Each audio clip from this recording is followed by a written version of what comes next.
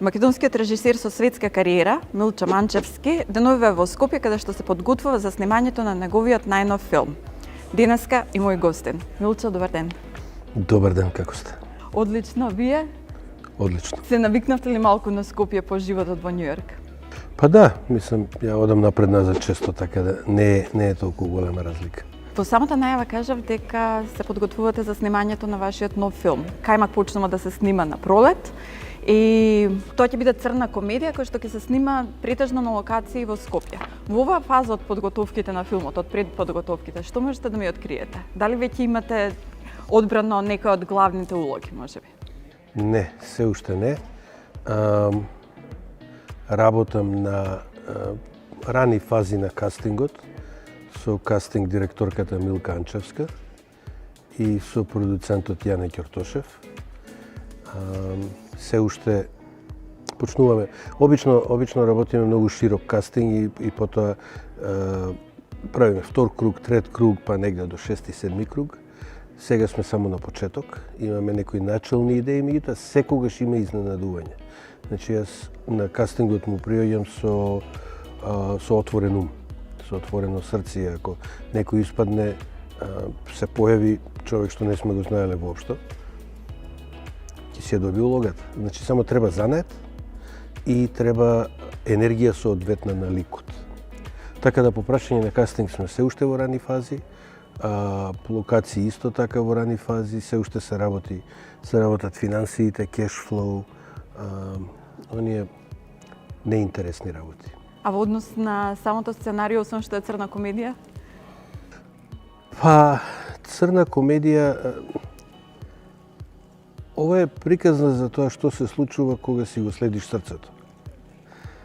И дали ќе те однесе до поголема слобода и радост или ќе ти се скрши срцето и ќе завршиш во трагедија. Така да е трагикомедија, црна комедија. Во вашите филмови секогаш има интересни женски ликови што некако отскокнуваат. Тие се во исто време и храбри, и ранливи, и многу силни жени, меѓутоа неретко главните улоги им ги давате на актерки кои што се непознати, потоа преку вашите филмови стекнуваат слава, популарност, на времето Лабина Митевска, потоа Сара Климовска, еве сега. Што треба да поседува една актерка за да се најде во филм на Милчо Манчевски? Па, глумечки занет. Тоа е најважно. Изгледот не е многу важен, дали е некој познат е уште помалку важно. Најважен е глумечкиот занет и тоа под глумечки занет подразбирам не механичко шмирење, глумечко, туку влегување во срцето на ликот, влегување во вистината на ликот. Зошто тој човек, тој лик, таа жена, постапува како што постапува, зошто се чувствува како што се чувствува и како глумецот тоа го комуницира со мене како гледач. Значи, тука е најважен тој занет, тоа срце и потоа е важно енергијата на глумецот да биде соодветна на енергијата на ликот. Често се случува да тргнам замислувајќи го ликот на еден начин, а потоа некој глумец да ви изненади. Да се наметне на кастинг. Тоа се случи со Бикини Мун. Например, ликот воопшто не беше пишуван за црнкиња. Беше неутрален. И предпоставката беше дека тој ќе биде бела жена, некој white trash, која случајно завршила во Њујорк. Најдобра глумица на кастингот беше Кондола Рашад. Викам, а зошто да не?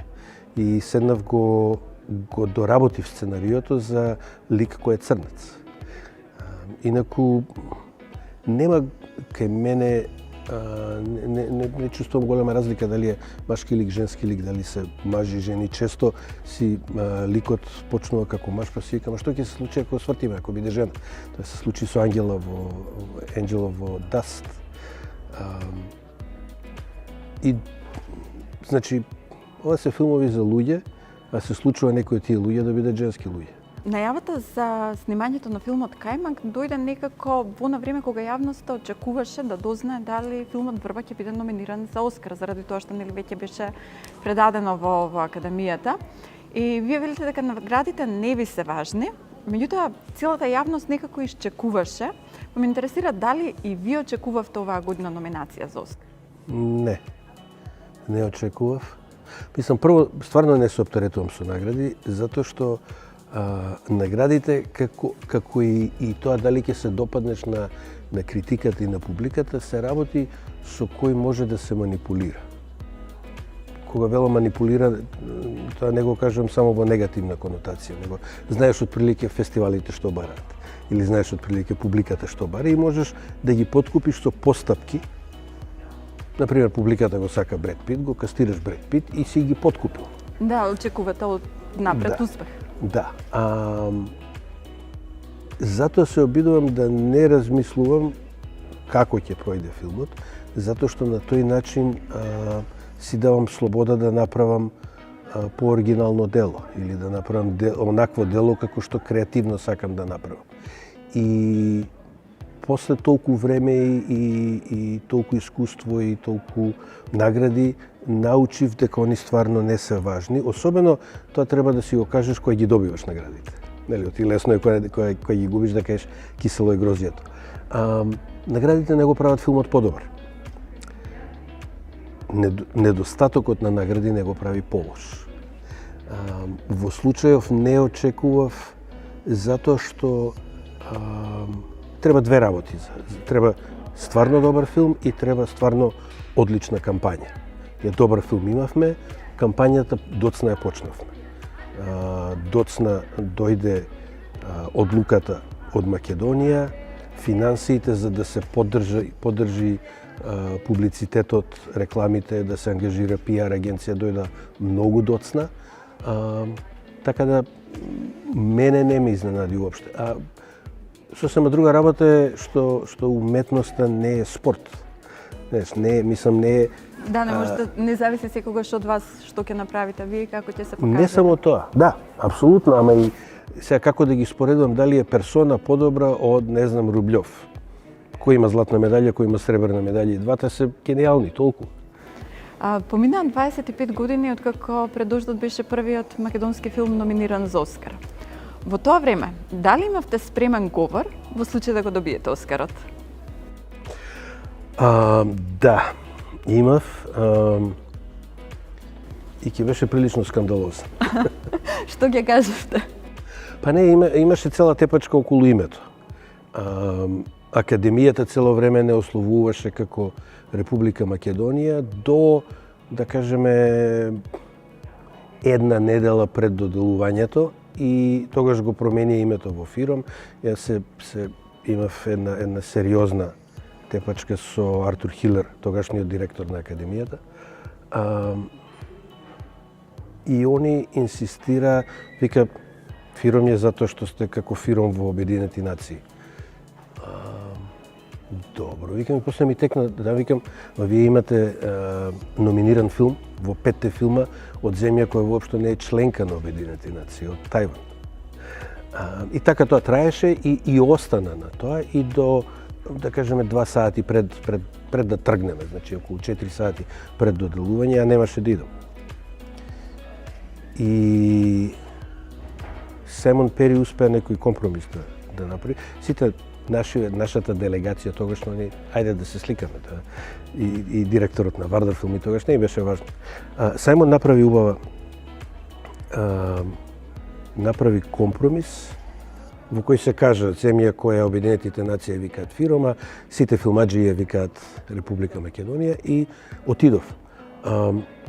И под импресии на целото тоа малтретирање и понижување, бев спремен говорот да се однесува само на тоа. Во тоа време кога го направивте Пред дождот, ви се отворија вратите буквално на целата светска кинематографија. Дури познати сите холивудски студија сакаат да снимаат со вас. Освен пари, Холивуд ништо друго не нуди според моето искуство. Ниту нуди пријатен процес, ниту нуди, што е многу поважно, авторска креативна автономија.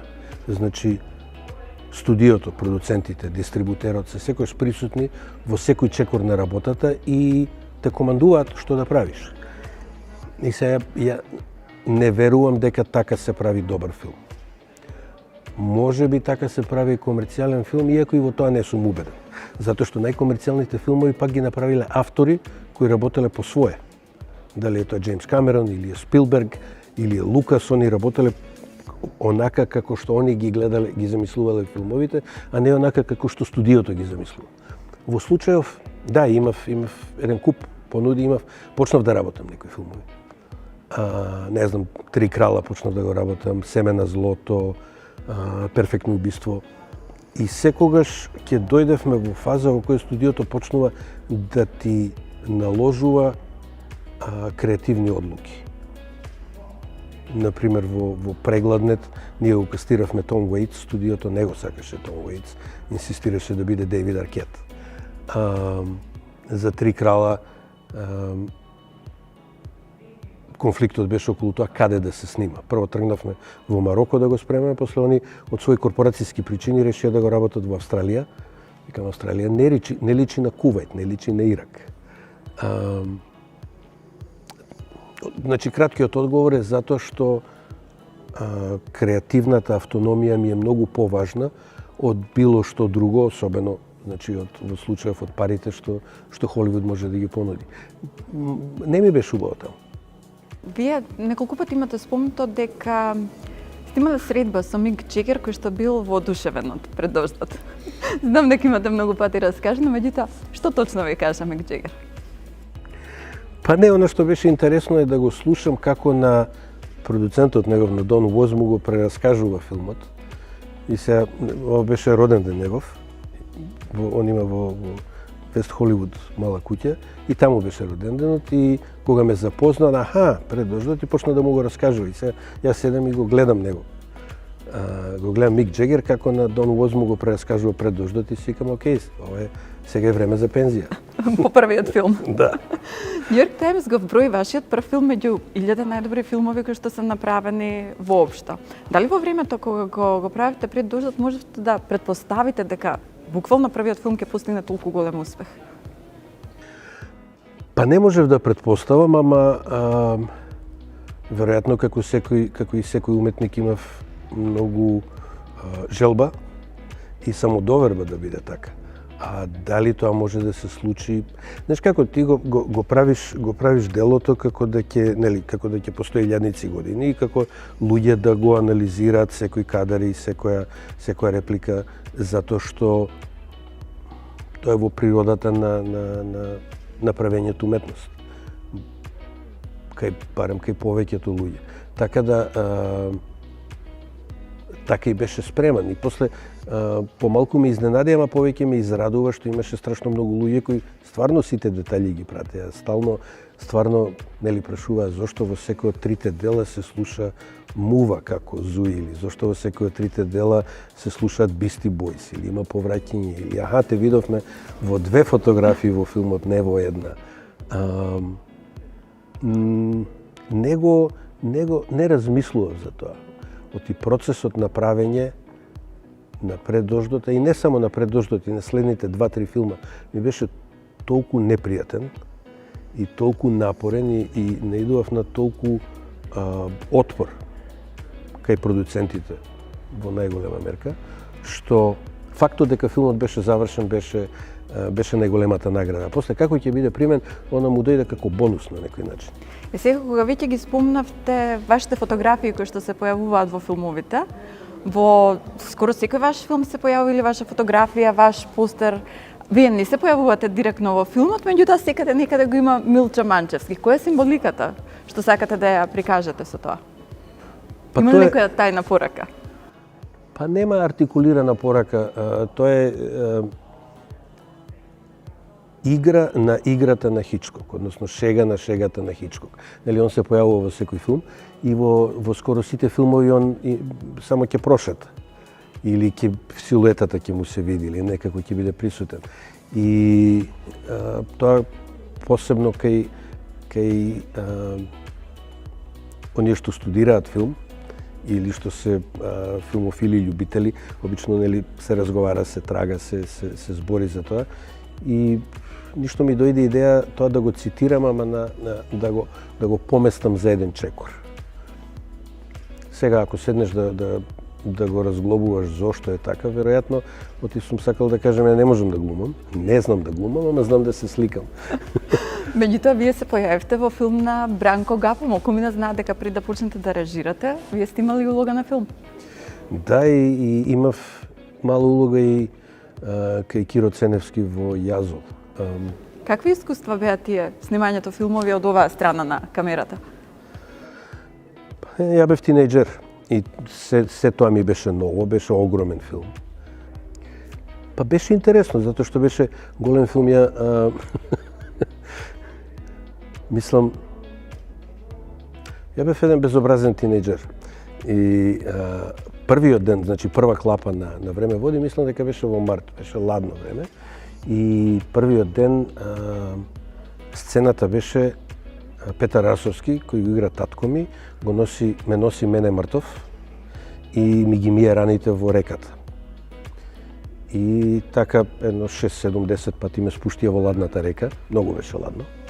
Ја имав посекотини направени, шминката траеше околу 3 сати да се направат тие посекотини, ги правеше Марио Микисанти, кој после беше главен шминкер на Сенки и на Мајки.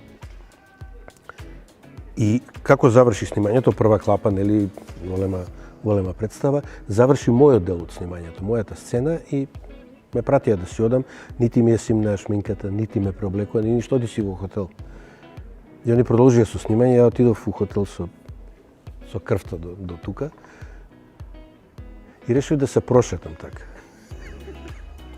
Излегов доле у хотел, луѓе се згрозеа ќе побегна, да, бега. И поминав цела струга, ја поминав, никој не, само еден човек, постар човек ми вика: "Момче, добар си?" А викам: "У реду, све, нема проблем." Никој не приде да праша да помогне, отидов у болница и легоа сестри, не гледаат што треба, викам: "Имам еден трн од снимањето." Ми ги извадија трнот и отидов дома. Интересни спомени од тоа време. Не е тајна дека пред да почнете да режирате, љубов ви било пишувањето. Вистина ли е дека првиот роман сте го напишале кога сте биле во трето оделение? И дали денеска постои некаде копија од тоа? Дали може да се прочита што пишува во првиот роман на Милчо Манчевски? Па можно е да постои. Имам онака архива у која гледам да зачувам што поише. Голем дел од тоа на кинотека им дадов. А ова можно е да постои негде, мислам, роман се, нели, дете од трето оделение, ама факат... Да го словиме со роман. Да, е, 100 страни, почеток, средина, крај, главни ликови, авантуристички. Мислам, тоа беше под влијание на романите на Карл Мај. И, не знам, некоја пустина се случуваше, некоја Сахара. И сега кога го спомнав веќе училиштето, исто така една приказна што ја дознав за вас, ќе ми кажете дали е вистина, дека сте знаеле да пишувате латиница и кирилица уште од 5 години. И дека кога се тргнале да се запишувате на училиште, ви било толку досадно што сте решавале крстозборки. Прв час и сите седиме родители со деца и валја чекаме учителката да дојде, и додека ја чекавме, татко ми беше купил Нова Македонија, од Нова Македонија крстословката почна да решавам. Да, уствари, ја обожавав да читам, да пишувам и бев окружен со возрастни и тоа правев по цел ден. Неодамна на Facebook мислам дека објавивте фотографија од некое давнешно време кога ја примате наградата за најдобар расказ на политика, која што ви ја доделил Иво Андрич. Се сеќавате ли на средбата со Нобеловецот? Па да. Памтам дека беше во зградата на политика на најгорниот спрат. Во Белград? Во Белград на Македонска 29. Тоа за прв пат со авион патував. Мислам у 6 сабајле дека леташе тоаш Скопје-Белград. И чекавме пред канцеларијата на ЈАД, нели, автобус до аеродром да не понесе 4-5 луѓе, малци, и дојде еден полицаец. Шо правите? Чекаме автобус, аха. А ти, Милчо? кај знае како се викам? Од кај знаете, викам? Па вика, на капата ти пишувај. На кап напишано Милчо на неја. Па да, импресивно беше, страшно интересно. Андрич беше веќе прилично стари и тивок и онака повлечен. Бранко Чопич обожаваше да раскажува, сите се собравме околу него, раскажува. И Десанка Максимович била таму, да, ако... и Десанка Максимович беше, и Мира Лечковиќ. Имав една книга што ми ја подпишаа сите четворица, не знам дали уште постои некаде во некоја архива.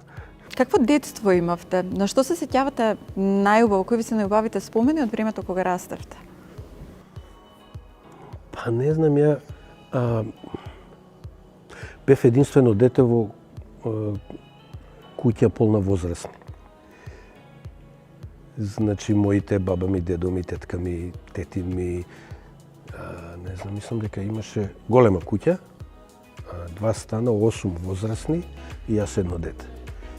И сите ги малтретирав со правење ребуси, со тоа да им читам, да решаваме крстословки. Не се дружев многу со деца, почнав со деца, се дружам кога тргнав у школа. И открив еден друг свет, еден нов свет. Така да, тој беше, уствари, у периодот, да кажеме, од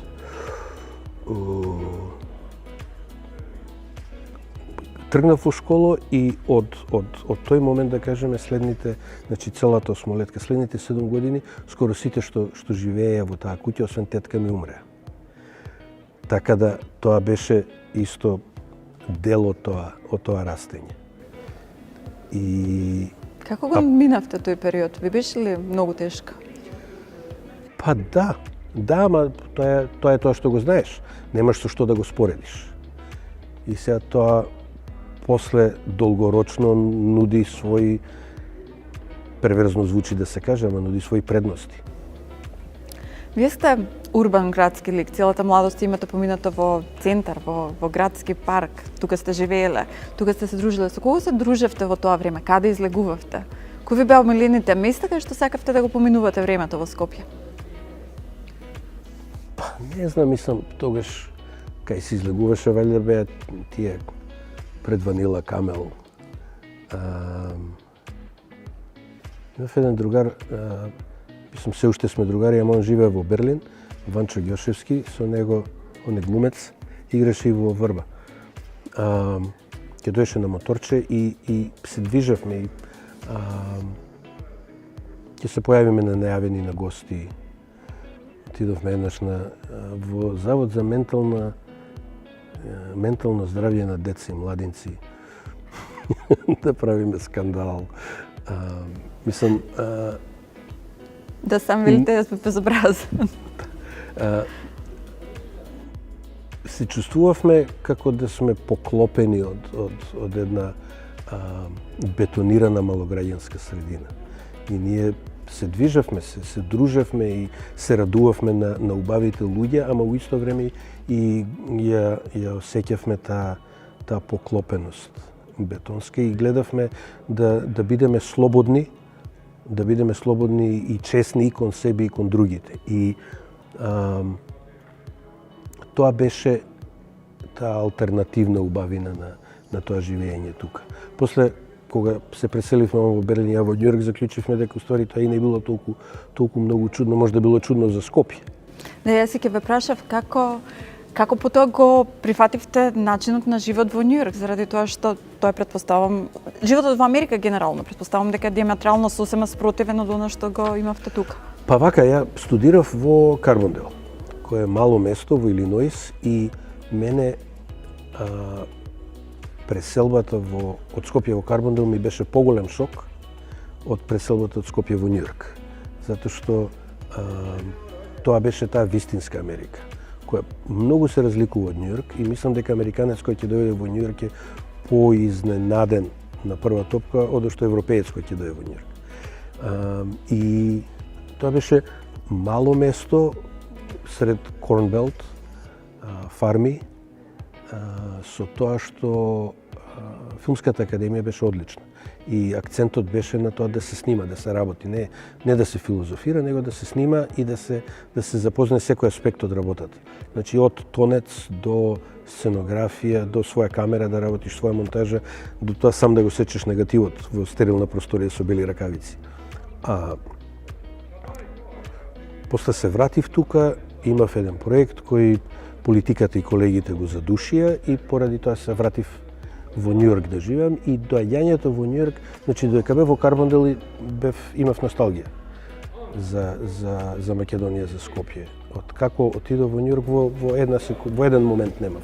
Беше тоа љубов на прв поглед, сите викаат како одат во Њујорк дека се заљубуваат во градот. Апсолутно, мислам ја и пред тоа патував неколку пати во Њујорк и знаев дека таму сакам да живеам, иако ако сакаш да се бавиш со филм, LA е веројатно малку подобро, ама LA е company town, само една работа се работи таму.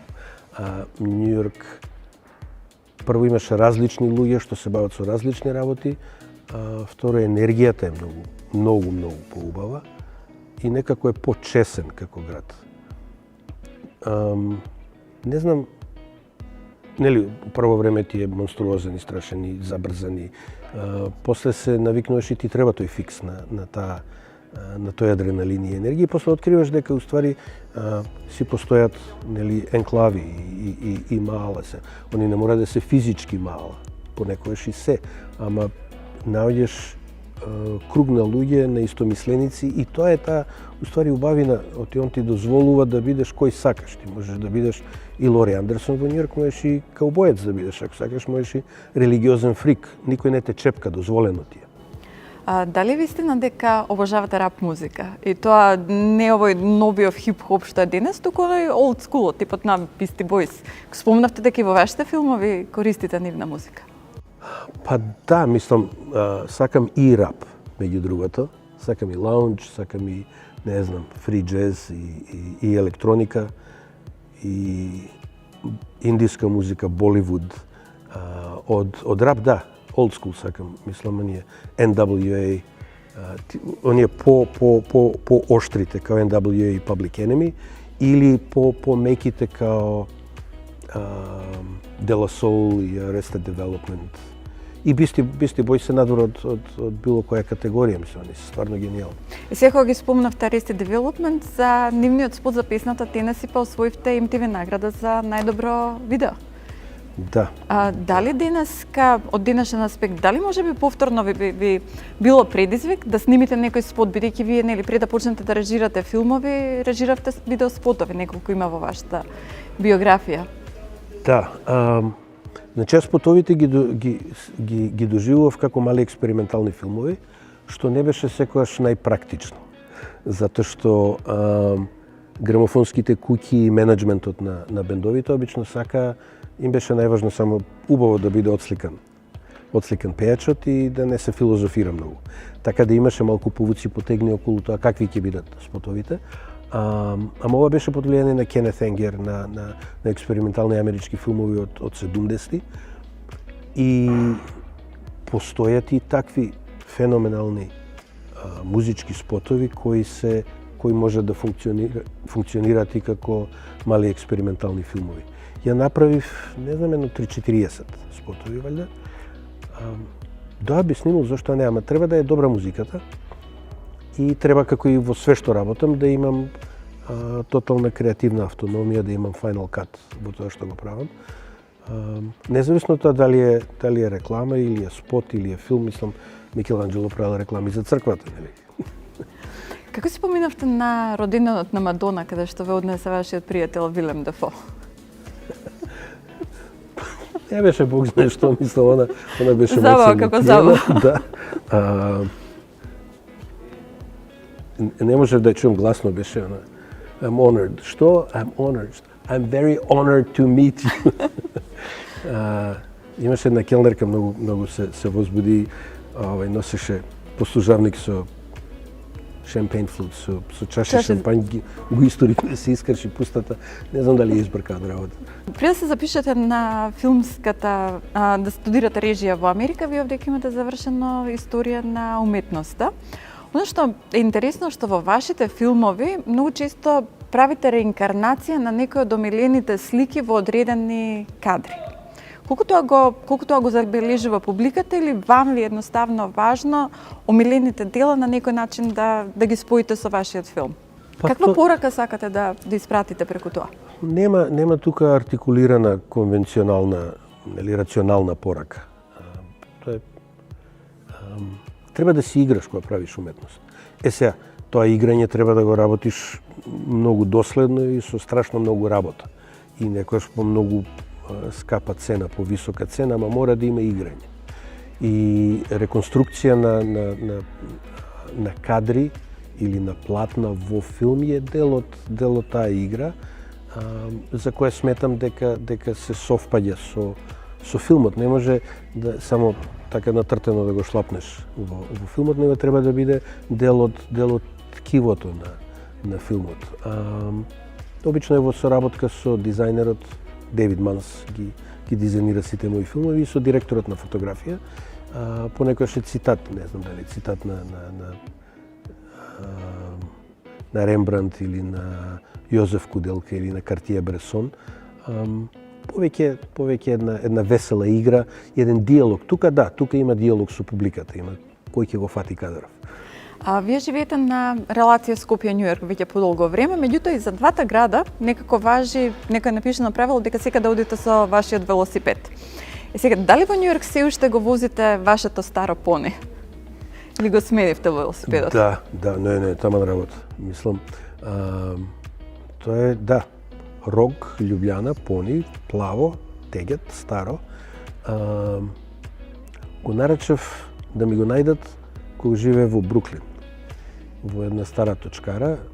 Побарав дали може да најдат folding bike, стар folding bike, и они го најдоа, затоа што се увезувале во Америка во 70-ти години пони и после ги забраниле затоа што сметале дека не се безбедни, дека она што се превиткува на средина, дека се крши. И ете тој небезбеден точак постои веќе 50 години. А како реагираат њујорчани кога ќе ве видат со такво мало? Њујорчани се не се навикнати, ништо не реагираат. Постојат и други folding bikes што ги има низ Њујорк, не многу. Дали се Данон или обично се некои нови и многу скапи, пони ретко гледам, и одлично функционира. И мислам дека веројатно нема да сакаат да го украдат затоа што е мал пони. Вие и во Њујорк и во Скопје често знаете да играте баскет. Вашите пријатели во Скопје ми кажа дека сте одличен плеймейкер. Меѓутоа, како е во Америка кога ќе се најдете пред посилен противник, пред некој висок, не знам, брз црнец кој што шета со топката, како се снаоѓате еден на еден? Се трудиш. Победувате? Понекогаш кој ќе победи, он ќе му честиташ. Ретко играм еден на еден, ти е досадно. Обично 3 на 3 е најубаво. Они сакаат фул корт често да се игра, што мене ми е помалку интересно, ама и тоа го играме. Некоја прекрасна, баш онака слобода е кога играш баскет, као да си у друг свет. Кој е Васко Гонзалга?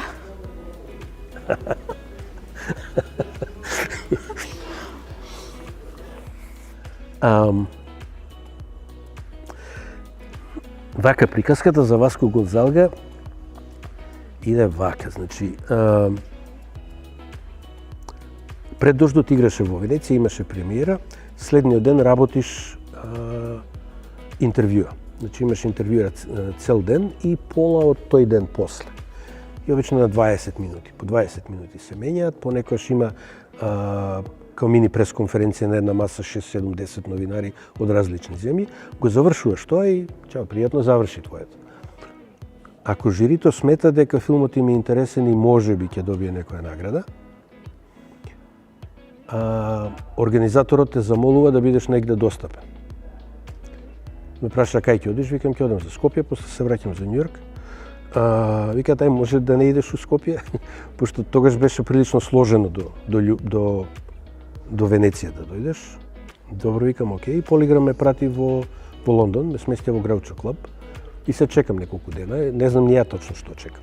Но, кам окей. И едно сабајле у 8 се јава секретарката на фестивалот рано. Ја мамурен, вика, може ли да се вратиш у Венеција? Зошто, викам? Па вика, има награда. Така безобразно, вика, ама добра ли е? Да, вика, добра, ќе ти се допадне. Добро, викам, ќе дојдам, важи. А вика, под кое име ќе патуваш? Зашо, викам, под кое име? Па вика, не треба по твоето име да патуваш, затоа што новинарите ќе знаат дека се враќаш и со тоа ќе знаат кој добил награда. Ние во принцип тоа го чуваме како тајна до делувањето, до самата вечер. Не знам, вика, ми текна на братучен ми Васко. Гакидев, не знам зашто. Викам, еве Васко. Она вика, презиме? Не знам, викам, презиме. Она вика, може Гонзалга? Може, викам.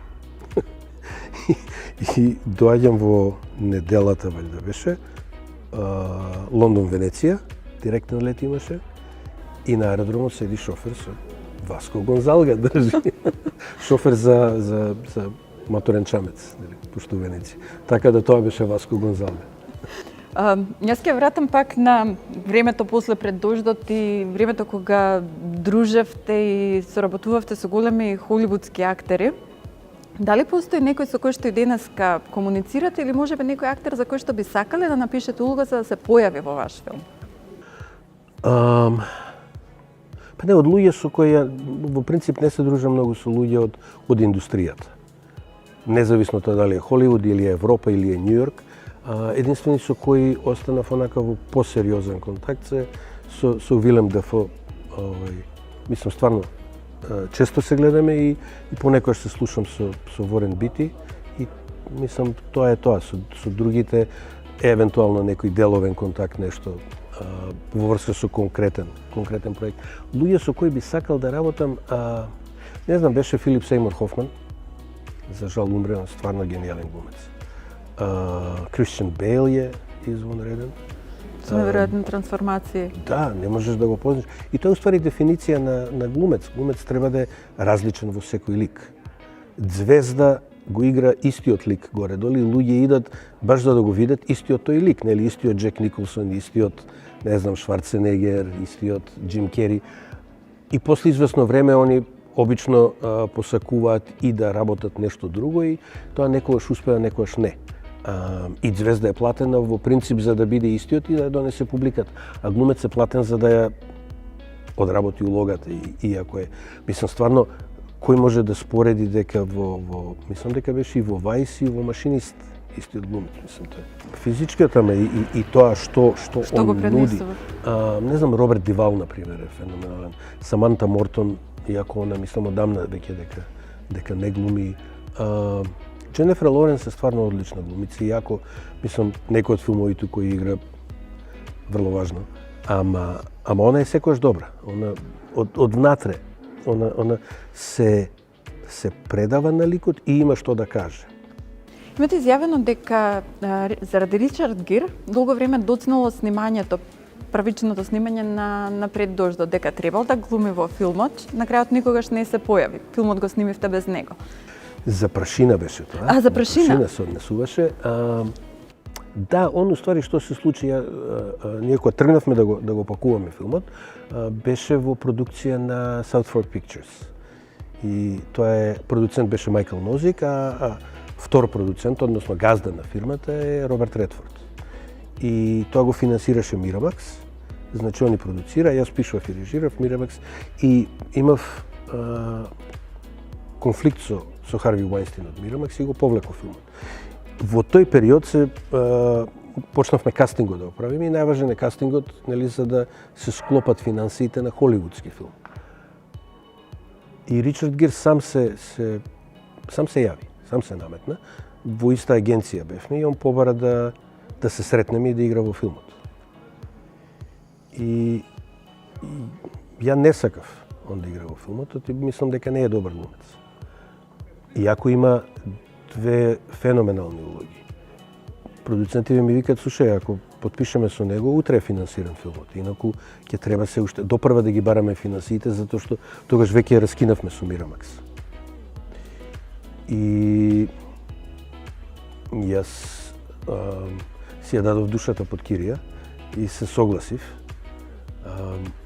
Иако не мислев дека е најдобар избор, ама мислев дека може да се работи со него, пошто он точно би го играл Лук, кој е исто така негативец. Херој, ама негативец. Откако јас се согласив, он почна да калкулира. Не сега, него за 3 месеци, за 6 месеци, он е согласен. Агентот вика, нема врска, не игра у филмов. А агентот е во истата агенција со мојот агент. Му оди ме на ручек, ало, што се случува? Агентот се слага, адвокатот не подпишува, а нема тука договор, ништо. Значи, он уствари ја одолговлекува работата, овој филм си го обезбедил, ќе работи втор филм, ќе работи трет филм, па onda ќе се врати на друг. И тоа потреа. Потреа 1 година, ми се чини. Он после се појави у Скопје, дојде. Мислам, whatever. Поради тоа се одложи филмот и многу малтретирање му се случи и на проектот и мене. Од друга страна, драго ми е што не се случи, многу ми е драго што не се случи, затоа што екипата со која на крај го направивме филмот, после 7 години Чекање? Работење, вртење во празно, копање дупки, беше апсолутно најдобрата екипа, без наметнување од страна на дистрибутери или продуценти, без наметнување на звезди. Мислам, Дейвид Уенам, да си бидеме искрени, е монструм глумец успоредба со Гир. Вие за себе велите дека сте првенствено и писател, и сценарист, и раскажувач. Јавноста, нели, пред себе гледа како режисер, меѓутоа, вие сам ги пишувате сценаријата за своите филмови. Ви се случило ли некогаш среда ноќ да се разбудите заради тоа што сте добиле некаква идеја, за некој лик, за некаква реплика, за било што е врзано со нешто што можеби ќе го правите за 5 години од сега? Да, ама не среда ноќ, него при заспивање. Значи, налегнуваш, заспиваш и тогаш некако се таложат идеите најубаво и ти доаѓа одлична идеја. И некош ќе ме мрзи па во следната секунда викам ова е важно. Мора да се стане да се запише, го запишувам или од Сабајле, понекогаш е сон или е ама тоа од Сабајле некако е понебулозно, повеќе прашање на чувство одошто на конкретна идеја. Конкретните идеи најубаво значи не се случува додека интензивно се работи на други аспекти, на предпродукција, на финансирање, на развој, него се случуваат кога си даваш одмор. И одморот испаѓа некако најпродуктивен. Вистина ли е дека инспирацијата за тоа што го пишувате, за тоа што го работите, ја добивате од обичниот човек? Дека знаете да се прошетате на пазар, да поразговарате, да речеме, со жена што работи во маркет, во цвеќара, било каде, и потоа тие муабети да добиете некаква идеја во градењето на ликот или колку ви е важно мислењето на публиката? Па да, идеите, апсолутно. Мислам, нема обичен човек, сите сме необични. И она што го научив со време е дека најоткачените приказни, најневеројатните, најбезобразните, се случуваат зад некои дотерани, угладени, досадни фасади, зад некои баракички во некои предградија. И мислам, она што е убаво разговор со човек што има што да понуди, што има некоја добрина или некој искуство да го понуди, ништо не може да го замени. Така да, мене ми е целото тоа многу убаво, независно тоа дали тука се случува или не знам, негде по некоја вукојебина. Милче, јас ви благодарам што одвоивте време, посебно во период кога навистина имате многу работа околу новиот филм и со нетрпение чекаме да го видиме. Фала ви многу, coming soon.